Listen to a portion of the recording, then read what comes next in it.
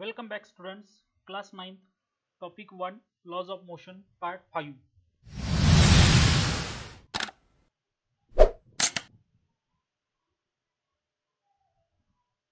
तर previous session मध्ये आपण ग्राफिकल रिप्रेझेंटेशन हा पार्ट पाहत होतो.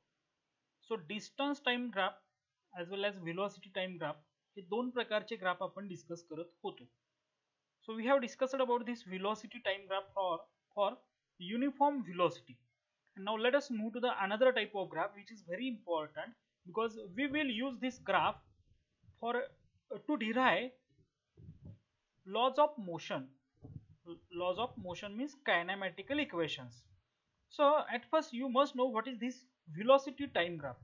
So in this graph, velocity of an object is plotted against time. तर व्हेलॉसिटी टाइम ग्राफ मध्ये काय असतं, त्या एखाद्या ऑब्जेक्टची व्हेलॉसिटी ही अगेन्स्ट टाइम ग्राफिकली प्लॉट केली जाते. Velocity is plotted on Y axis and time is plotted on X axis. So आपण अशा प्रकारचा जो ग्राफ आहे तो पाहायचा आहे. Now here what we will discuss about velocity time graph for uniform acceleration. Velocity time graph for uniform acceleration. तर इथे काय म्हणले पहा, the changes in the velocity of car in specific time intervals are given in the following table. So या table मध्ये काय केलंय, the change in the velocity of car in specific time interval. या टाइम इंटरवल मध्ये त्या कारची velocity जी आहे ती कशा पद्धतीने चेंज होते त्याचे इथं नंबर्स आकडे दिलेले आहेत. And at the same time here this velocity is plotted against the time.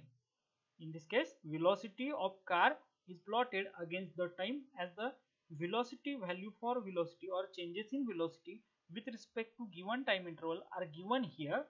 तर ह्या व्हॅल्यू आपल्याला दिल्यात आणि इथं एक ग्राफ प्लॉट केलाय की जो ग्राफ व्हेलॉसिटी टाइम ग्राफ असं म्हटलं जातं याला. This graph is called as velocity time graph as velocity is plotted on y axis and time is plotted on x axis. Okay, तर आपण हा जर ग्राफ पाहिला तर या ग्राफ मध्ये आपल्याला काय दिसते, the velocity time graph which shows that the velocity changes, there is a change in velocity and change in और the time interval is given here. If you look at this graph, या graph मध्ये जर आपण पाहिलं तर मी इथं काय केलंय, व्हेलॉसिटी चेंज घेतलाय. 0 सेकंदला व्हेलॉसिटी होती 0 मीटर पर सेकंड आणि ऍट 5 सेकंड ती व्हेलॉसिटी झालेली आहे 8 मीटर पर सेकंड. जर आपण याचा डिफरन्स घेतला, इनिशियल व्हेलॉसिटी 0 आहे, final velocity 8 metre per second आहे. सो फायनल मायनस इनिशियल किती येत आहे, 8 मीटर पर सेकंड. हा व्हेलॉसिटी चेंज झाला. पुन्हा पुढच्या टाइम इंटरवल मध्ये 5 ते 10 सेकंद या दरम्यान जर आपण पाहिलं तर इनिशियल व्हेलॉसिटी 8 होती आता 5 सेकंदला असताना, आणि 10 सेकंदला असताना तीच व्हेलॉसिटी 16 मीटर पर सेकंड झाली आहे. सो हा जो डिफरन्स आहे हा पुन्हा 8 मीटर पर सेकंड झालेला आहे. म्हणजे प्रत्येक 5 सेकंडच्या टाइम इंटरवल साठी आपल्याला इथे व्हेलॉसिटी चेंज जो मिळालाय तो आहे 8 metre per second. So there is equal change in velocity for equal time interval. म्हणजे प्रत्येकी 5 सेकंदाला व्हेलॉसिटी चेंज होतोय 8 metre per second. So it shows that in this motion velocity of car changes equally in equal intervals of time. Velocity changes equally in equal intervals of time. Now if you look at this graph, the velocity changes by equal amounts in equal time interval.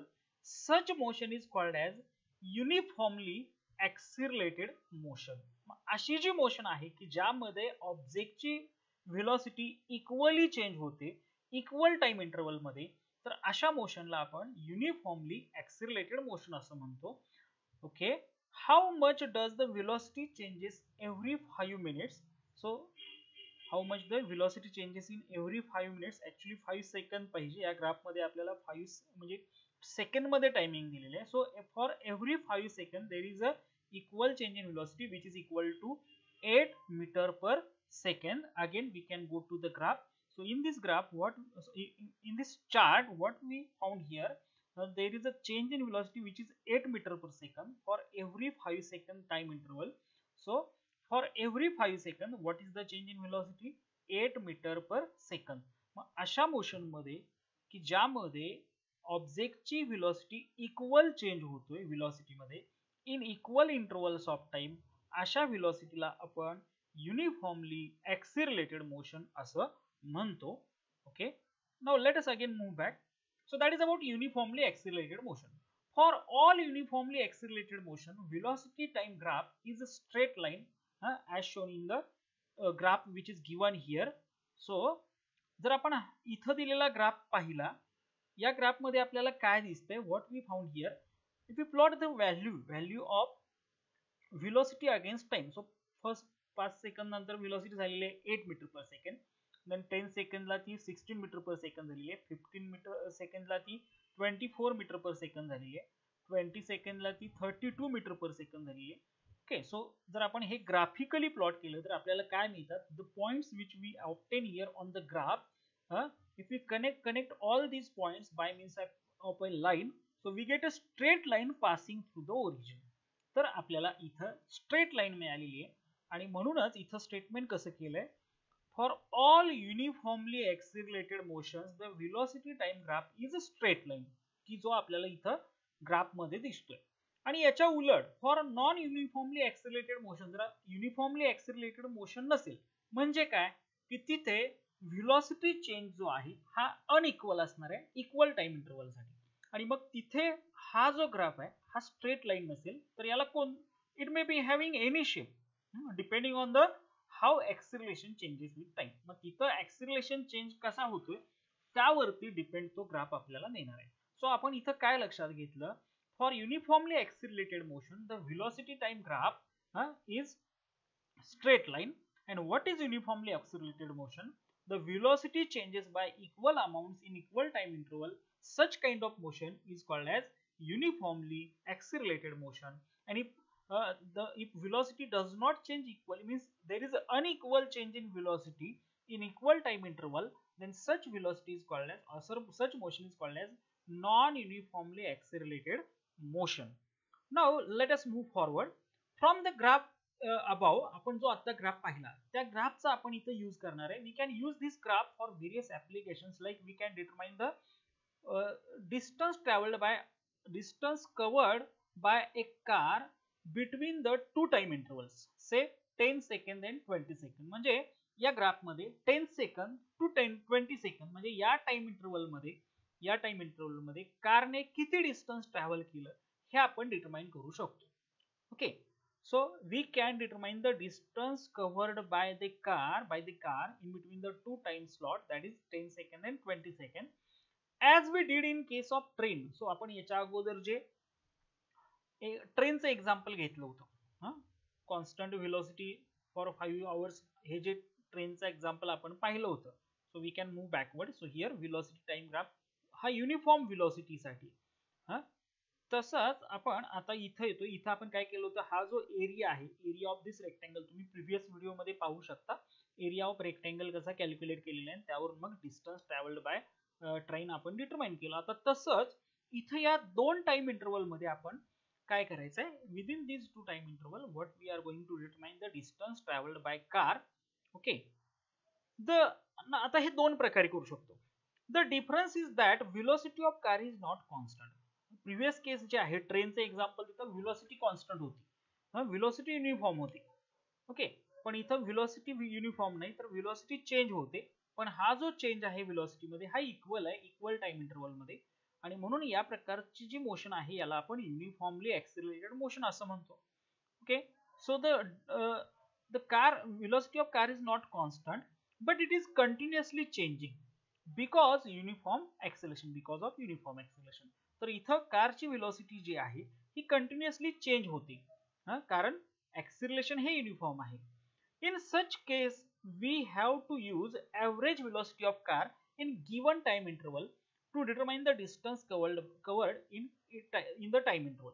मग आता या केसमध्ये आपण graphically पण distance travel determine करू शकतो, किंवा आणखी एक मेथड आहे. इथं काय करायचं, जे दोन टाइम इंटरवल दिलेले आहे 10 सेकंद आणि 20 सेकंद, त्यावेळी असणारी व्हेलॉसिटी लक्षात घ्यायची. इथं आहे 10 सेकंदला 16 मीटर पर सेकंद आहे आणि 20 सेकंदला 32 मीटर पर सेकंद आहे, आणि या दोन्हींची ऍव्हरेज घ्यायची. So you can look here, if we take average velocity for this two time intervals, या दोन टाइम इंटरवल साठी ऍव्हरेज व्हेलॉसिटी कशी येणार आहे, 32 meter per second plus 16 meter per second divided by 2 which is equal to 24 meter per second.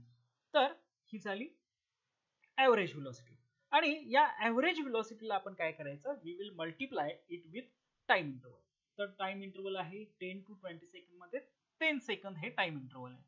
So let us multiply with this average velocity with time interval that is 10 second. सो 24 into 10 240 आणि यामध्ये second आणि second cancel होते आणि राहतं metre. So 10 to 20 second या time interval मध्ये car 240 metre एवढं डिस्टन्स कव्हर करते. Check that the similar to the example of train distance covered is given by the area of quadrangle ABCD. तर आपण previous example मध्ये ट्रेनचं example घेतलं होतं आणि ट्रेनच्या एक्झाम्पल मध्ये आपण distance covered by train within 2 to 4 hours साठी आपण हा जो रेक्टँगल फॉर्म होतो इथं या रेक्टँगलच्या एरियावरून आपण ते डिस्टन्स डिटरमाइन केलं होतं. तसंच इथंही एक रेक्टँगल फॉर्म होतोय, सॉरी क्वाड्रँगल फॉर्म होतोय आणि क्वाड्रँगल ABCD असं त्याचं नाव दिलेलं आहे आपण. So here quadrangle ABCD is formed. मग याचा एरिया जर आपण डिटरमाइन केला, ऑलरेडी आपण इथं डिस्टन्स ट्रॅव्हल्ड हे मॅथमॅटिकली कॅल्क्युलेट केलंच ॲव्हरेज व्हेलॉसिटी घेऊन, ते आलं 240 मीटर. तर आपण या क्वाड्रँगलचा एरिया डिटरमाइन करून त्यावरून मग मिळालेला आन्सर आणि एरियावरून मिळालेला आन्सर जर मॅच होत असेल तर आपलं कन्क्लुजन असं असेल. So area of the rectangle formed. So within these two time interval what we do, we will connect this time interval with this graph, this straight line and we get a rectangle. आपल्याला इथे एक rectangle किंवा क्वाड्रँगल मिळतो. तर याचा मिळणारा area आणि जर हे कॅल्क्युलेट केलेलं डिस्टन्स ट्रॅव्हल जर इक्वल आलं तर हा एरिया आपल्याला डिस्टन्स ट्रॅव्हल्ड बाय कार दिलेल्या टाइम इंटरवल मध्ये देणार आहे. तर ते आपण आता मॅथमॅटिकली सॉरी ग्राफिकली पाहणार आहोत. सो अगेन तर आता आपण ग्राफिकली हा एरिया डिटरमाइन करायचा आहे आणि मिळणारं जे आन्सर आहे ते मॅच होतंय का पाहायचं आहे. सो जर आपण हा क्वाड्रँगल ABCD पाहिला तर हा दोन पार्ट मध्ये डिवाइड करूया. पहिल्यांदा it is equal to rectangle AECD area of rectangle AECD plus area of triangle ABE. आता एरिया ऑफ रेक्टँगलचा जो आपण एरिया डिटरमाइन करणार आहे त्यासाठी आपण AD इंटू DC या दोन लेंथ घेतोय as per mathematical equations. Length into breadth घेतलंय आणि एरिया ऑफ ट्रायंगल ABE यासाठी आपण 1/2 into AE into BE. AE is the base and BE is the height according to the formula for area of rectangle, sorry triangle. It is 90 degree here, that is why we are taking this formula. आता आपल्याला काय करायचं आहे, AD ची distance. आता प्रत्येक जर आपण डिस्टन्स पाहिली AD किंवा DC असेल किंवा AE किंवा BE असेल, ही प्रत्येकी 2 सेंटीमीटर आहे ग्राफवरती. हे ग्राफवरती डिस्टन्स जरी 2 सेंटीमीटर असलं तरी ऍक्च्युली ज्या डिस्टन्सेस वाय ऍक्सिसला पॅरलल आहेत, हे केअरफुली लक्षात घ्या, ज्या डिस्टन्सेस वाय ऍक्सिसला पॅरलल आहेत त्याला वाय ऍक्सिसच्या स्केलनं मल्टिप्लाय करायचं आणि ज्या डिस्टन्सेस एक्स ऍक्सिसला पॅरलल आहेत त्याला एक्स ऍक्सिसच्या स्केलनं मल्टिप्लाय करायचं. जसं की इथं if you look at here AD he distance आहे 2 सेंटीमीटर, पण AD हे वाय ऍक्सिसला पॅरलल आहे. Where is AD? AD is here. हे वाय ऍक्सिसला पॅरलल आहे आणि वाय ऍक्सिसचं स्केल आहे ते आपण त्याला मल्टिप्लाय करायचं आहे. तसंच DC हे जे डिस्टन्स आहे ते एक्स ऍक्सिस वरतीच आहे किंवा ते एक्स ऍक्सिसला पॅरलल आहे न म्हणता एक्स ऍक्सिस वरती असल्यामुळे त्याला आपण त्याच्या स्केलनं मल्टिप्लाय करतोय. प्लस 1/2 इंटू 2 हे काय आहे, AE हे डिस्टन्स ग्राफवरती AE डिस्टन्स हे 2 सेंटीमीटर आहे इंटू AE हा एक्स ऍक्सिसला पॅरलल आहे. सो एक्स ऍक्सिसचं स्केलनं त्याला मल्टिप्लाय करणार into scale of x axis आणि 2 इंटू BE जर पाहिला BE हा वाय ऍक्सिसला पॅरलल आहे. So 2 into scale on Y axis. तर ह्या व्हॅल्यू सगळ्या आपण इथं पुट केल्या. 2 into scale on Y axis आहे 8 मीटर पर सेकंड, तसंच scale on X axis 5 second आहे ते त्या ठिकाणी प्लेस केलं आणि जर आपण कॅल्क्युलेशन केलं 2 into 8 16, 2 into 5 10, second get cancel. So 16 into 10 it is equal to 160 metre आणि तसंच इथं 1/2 into 2 2 get cancel 5 into 2 into 8, it is equal to 80. Second get cancelled. So okay, so 80 meter. So 160 meter plus 80 meter, it is equal to 240 meter, which is equal to the area, the distance which we have determined by using mathematical calculation. जे आपण mathematically आता पाहिलं, यानुसार calculation केल्यानंतर मिळणारी distance आणि area determine करून मिळणारी डिस्टन्स दोन्ही इक्वल आले. सो जे हे काय दाखवतं, to determine area is to determine the distance traveled by an object which is in uniformly accelerated motion. So to determine area distance traveled by graphical method, we determine the area of these two time interval which are formed by connecting time interval with the straight line. So या graph वरती जी straight line मिळाली याला आपण त्या दोन time इंटरवलला connect करतो आणि जो आपल्याला इथं क्वाड्रँगल मिळतोय त्याचा एरिया डिटरमाइन केला की ह्या दोन टाइम इंटरवल मधलं डिस्टन्स ट्रॅव्हल किती झालंय हेही आपल्याला इथं मिळतंय. So that is about uniformly accelerated motion. तर आता आपण ग्राफिकल मेथडचा वापर करून इक्वेशन्स ऑफ मोशन म्हणजेच मराठीमध्ये याला गतिविषयक समीकरण असं म्हणतात ती आपण डिराईव्ह करणार आहोत. So how can we determine or how can we derive equations of motion by using graphical method? So Newton studied motion of an object and gave a set of three equations of motion. These relate the displacement, velocity, acceleration and time of an object moving along a straight line. So हे जे equations of motion आहे हे पहिल्यांदा न्यूटनने study केलेले आहेत, त्याने हे equations of motion मांडले. So there is a set of three equations of motion. तर असे तीन इक्वेशन्स आहेत लक्षात घ्या. Now these equations relate, so the relationship between displacement, velocity, acceleration and time या हे रिलेशन आपल्याला ह्या इक्वेशन्स ऑफ मोशन मधून समजतात. If object moving along a straight line. So these equations gives relationship between displacement, velocity, acceleration and time if object is moving along a straight line. So अगोदर हे equations कोणते आहेत ते बघूया. Suppose object is in motion, जो object आहे तो motion मध्ये आहे along a straight line path. So object is in motion in straight line path with its initial velocity u. So here initial velocity of object is u. It attains the final velocity v in time t due to acceleration a. तर पहा जर ह्या object वरती a एवढं acceleration जर निर्माण केलं, if acceleration is developed in an object which is equal to a for a time t. So acceleration मुळे काय होणार आहे, व्हेलॉसिटी चेंज होणार आहे. सो त्याची final velocity after time t v एवढी होती आणि त्या ऑब्जेक्टची झालेली डिस्प्लेसमेंट आहे ती s एवढी आहे. Okay, so here what we have discussed, the object is in straight line path motion is in straight line path having initial velocity u. That object attains final velocity v in time t because of acceleration a and displacement of object is s. So the three equations of motion can be given as. तर या related यावरती आपल्याला तीन equations of motion मिळतात. पहिलं जे equation of motion आहे ते v is equal to u plus at. तर आपल्याला माहिती आहे, we know that u is equal to initial velocity, v is equal to final velocity, a is acceleration and t is time. So this equation gives relationship between velocity and time.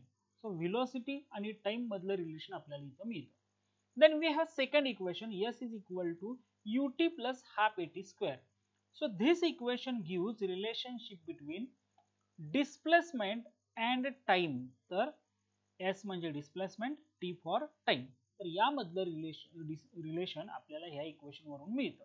आणि third जे equation आहे v square is equal to u square plus twice as. It gives relationship between displacement and velocity. आता हे relation कशामधलं आहे हे लक्षात ठेवण्यासाठी काय करायचं, लेफ्ट हँड साइडची जी क्वांटिटी आहे ती व्हेलॉसिटी आणि राईट हँड साइडची सगळ्यात लास्टची जी क्वांटिटी आहे इथं टाइम. सो हे रिलेशन आहे कोणामधलं, व्हेलॉसिटी आणि टाइम मधलं. इथे लेफ्ट हँड साइडला डिस्प्लेसमेंट आहे, राईट हँड साइडला क्वांटिटी आहे टाइम. सो हे रिलेशन आहे डिस्प्लेसमेंट आणि टाइम मधलं. आणि लास्ट जे आहे ते व्हेलॉसिटी आणि डिस्प्लेसमेंट या दोघांमधलं रिलेशन आपल्याला मिळतं. तर आता हे जे रिलेशन्स आहेत हे आले कसे हे आपण आता ग्राफिकली डिराईव्ह करायचे आहेत किंवा प्रूव्ह करायचे आहेत. सो इक्वेशन्स ऑफ मोशन आपल्याला इथं डिराईव्ह करावे लागतात ग्राफिकल मेथडने. सो लेट अस कन्सिडर और let us discuss how these relations are obtained by graphical method. तर पहा इथं काय म्हटलंय, consider this figure. It shows change in velocity with time of a uniformly accelerated motion. तर आपण ही जर डायग्राम पाहिली तर यामध्ये आपल्याला काय दिसते, you can see this figure here also. काय दिसते, this figure shows there is a change in velocity with time. So हा जो ग्राफ आहे हा velocity against time ग्राफ आहे, हे आपल्याला डायग्राम वरून समजते. And this graph is for uniformly accelerated motion. So object is in uniform acceleration, means uniformly accelerated object आहे. So object start from point D. So तर या D point ला object सुरू करतोय. Object start from point D in the graph and initial velocity is u. So D point ला सुरू करतोय म्हटल्यानंतर initial velocity आपण इथं घेतली u. Okay, so this y-axis indicate velocity of an object. Now its velocity keep increasing because object is in uniformly accelerated motion. Object जो आहे तो uniformly accelerated motion मध्ये आहे, म्हणजेच त्या ऑब्जेक्टची velocity continuously increase होणार आहे. आपण previous केस मध्ये जे एक्झाम्पल पाहिलं होतं त्यामध्ये आपल्याला लक्षात आलं असेल. So velocity continuously increase होत जाते. Okay, and its velocity keep increasing and after time t. आता हा जो पार्ट आहे हा टाइमचा पार्ट आहे X axis. So after time T इथून इथपर्यंत, आफ्टर टाइम टी म्हणजे फ्रॉम हियर टू हियर, एवढ्या टाइम नंतर त्याची व्हेलॉसिटी जी आहे ती काय, it will reach at point B. Object हा बी या पॉइंट जवळ आलेला आहे आणि या ठिकाणी त्याची फायनल व्हेलॉसिटी असेल व्ही एवढी. So V is the final velocity of object at point B. So initially object is at point D having initial velocity u and finally after time t एवढ्या टाइम नंतर object जो आहे तो B या पॉइंटला आलेला आहे की ज्यावेळी त्याची व्हेलॉसिटी फायनल व्हेलॉसिटी V आहे. So initial velocity of object is equal to u is equal to OD. आता इथून इथपर्यंत जर आपण पाहिलं ग्राफ मध्ये, इथून इथपर्यंत हा जो पार्ट आहे O2D हे काय रिप्रेझेंट करतं, it represent initial velocity of an object. तसंच the final velocity of object साठी आपण O2C हे पूर्ण डिस्टन्स इथपर्यंत, O2C हे जे डिस्टन्स आहे ते असेल ऑब्जेक्टची final velocity. Okay, so OD is the initial velocity that is u आणि OC is equal to the final velocity of an object. आता टाइम साठी आपण इथून इथपर्यंत कन्सिडर करणार आहोत. So for time from O to E हे काय रिप्रेझेंट करतं, time t. So OE is the time. So again initial velocity is equal to u is equal to OD, final velocity is equal to v is equal to OC आणि time is equal to O to E. हे आपल्याला इथं सुरुवातीला लक्षात घ्यायचं आहे. Now according to the definition of acceleration, according to the definition of acceleration, acceleration is equal to change in velocity upon time. So we know that acceleration is equal to change in velocity upon time. जर आपण हे आता व्यवस्थित graph मध्ये पाहणार आहोत. So इथे पहा, मी पुन्हा एकदा थोडंफार सांगतो. ऑब्जेक्ट जो आहे तो इनिशियली पॉइंट डी वरती आहे.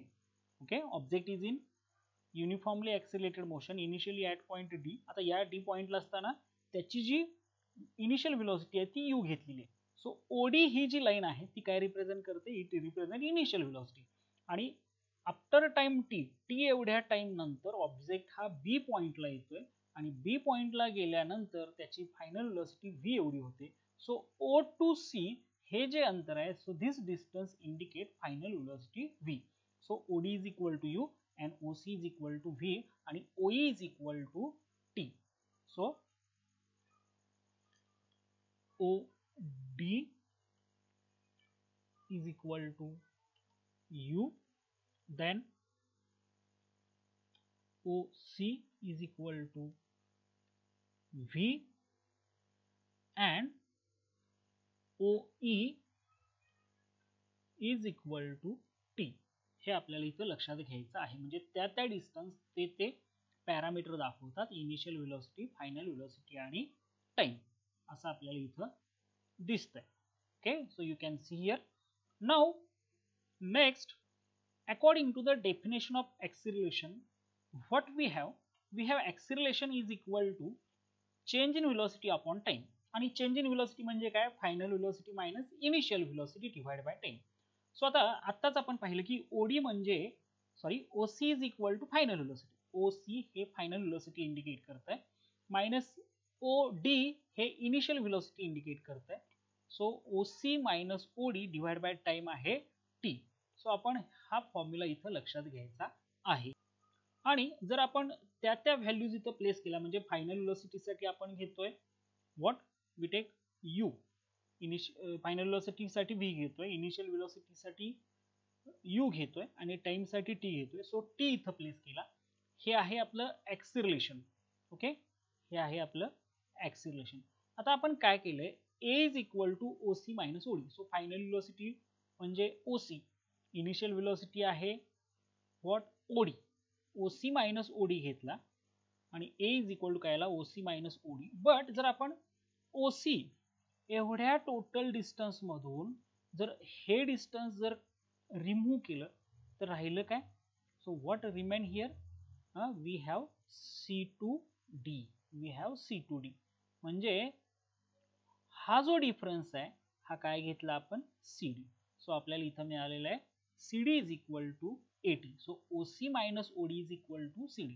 तर आपण इथं CD हे जे डिस्टन्स आहे ते AT च्या फॉर्म मध्ये डिराइव्ह केलेलं आहे. सो अगेन पुन्हा एकदा इनिशियल व्हेलॉसिटी U आहे, म्हणजे OD ही डिस्टन्स काय रिप्रेझेंट करते, इनिशियल व्हेलॉसिटी. OC हे काय रिप्रेझेंट करतं, final velocity. So final velocity आहे स्मॉल v, इनिशियल व्हेलॉसिटी आहे U. So OE is equal to time. Then according to the definition of acceleration, change in velocity upon time. So final velocity minus initial velocity divided by time. आता final velocity साठी आपण OC घेतला, initial velocity आपण OD घेतली आणि time T घेतला. आणि हे काय रिप्रेझेंट करतंय, acceleration A. So A is equal to OC minus OD divided by T.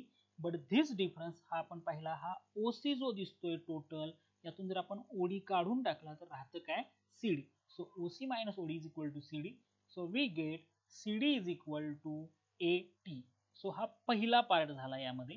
आता नेक्स्ट पार्ट मध्ये आपण इथं CD is equal to AT असं एक इक्वेशन डिराइव्ह केलेलं आहे. आता जरा पुढे जाऊया आपण. काय म्हणले का, draw line parallel to y axis passing through point B. So इथं एक लाईन ड्रॉ केलेली आहे, इथं तुम्ही पाहू शकता की जी y axis ला पॅरलल आहे. So this line is parallel to the y axis, की जी लाईन B या पॉइंट मधून पास होते. So this is your point. Okay, then this line will cross x at point E. तर ही जी line आहे ही B या point पासून मधून पास होते आणि ती एक y axis ला पॅरलल आहे आणि x axis मध्ये जिथे इंटरसेक्ट करते तो पॉइंट आपण E घेतलाय. Now draw line parallel to x axis passing through D. तर हा आपला D आहे. इथून एक आपण लाईन ड्रॉ केली अशी की जी D मधून पास होते. This line will cross B at A. सो इथं आपण दोन लाईन ड्रॉ केला. पहिली लाईन ड्रॉ केली B मधून की जी y ऍक्सिस ला पॅरलल आहे आणि ही लाईन x ऍक्सिस ला E या पॉइंटला इंटरसेक्ट करते. आणि आणखी एक लाईन आपण ड्रॉ केली D या पॉइंट मधून की जी x ऍक्सिस ला पॅरलल आहे आणि ही लाईन ह्या ऑलरेडी जी ड्रॉ केलेली लाईन आहे B त्याला A या पॉइंट मधून इंटरसेक्ट करते.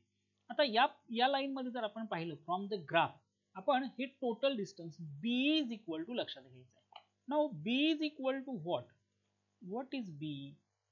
तर B इज इक्वल टू आपल्याला इथं लक्षात घ्यायचं आहे. त्यासाठी आपण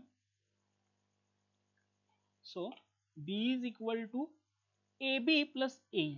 so B is equal to AB हे डिस्टन्स प्लस हे डिस्टन्स. तर ह्या दोन्हींची सम म्हणजेच टोटल होतंय B.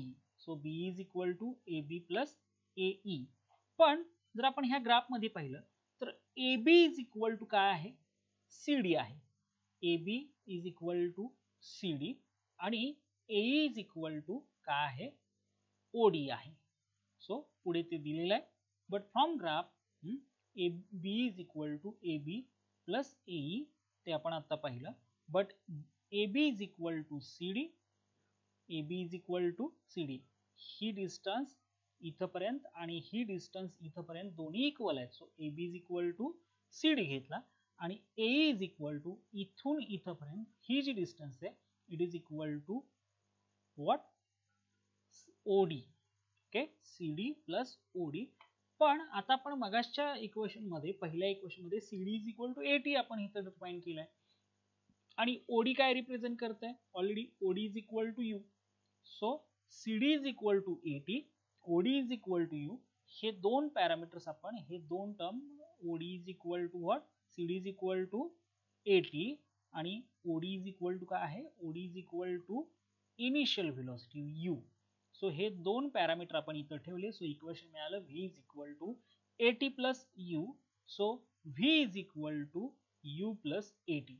So this will be your first equation of motion. हे जे आहे हे फर्स्ट इक्वेशन ऑफ मोशन आहे की ज्याला आपण व्हेलॉसिटी टाइम रिलेशन असंही म्हणतो. So that is about first equation of motion. यानंतरचा जो पार्ट आहे second and third equation of motion आणि सर्क्युलर मोशन, हा पार्ट आपण नेक्स्ट सेशन मध्ये डिस्कस करणार आहोत. तर हे इक्वेशन्स ऑफ मोशन्स हे खूप महत्त्वाचे आहेत. हे फायनल एक्झामसाठी किंवा प्रिलिमिनरी एक्झाम मध्ये विचारले जातात आणि याचं प्रॅक्टिस करणं गरजेचं आहे, कारण यावरती आधारित बरेच इक्वेशन्स किंवा बरेच पार्ट हा तुम्हाला 11th 12th आणि इव्हन इंजिनिअरिंगच्या सिलेबसमध्ये पण आहे. सो हे जरा इक्वेशन्स तुम्ही प्रॅक्टिस करणं गरजेचं आहे. You must know what is the equation, equation कोणतं आहे, पहिलं इक्वेशन कोणतं, सेकंड इक्वेशन कोणतं आणि थर्ड इक्वेशन कोणतं. सो इथं आपण थांबतोय. सो सर्वांना एक रिक्वेस्ट आहे की हा चॅनल शेअर करा आणि सबस्क्राईब करायलाही सांगा आणि तुमच्या काही सजेशन्स असतील तर त्या कॉमेंट बॉक्समध्ये देत चला. धन्यवाद.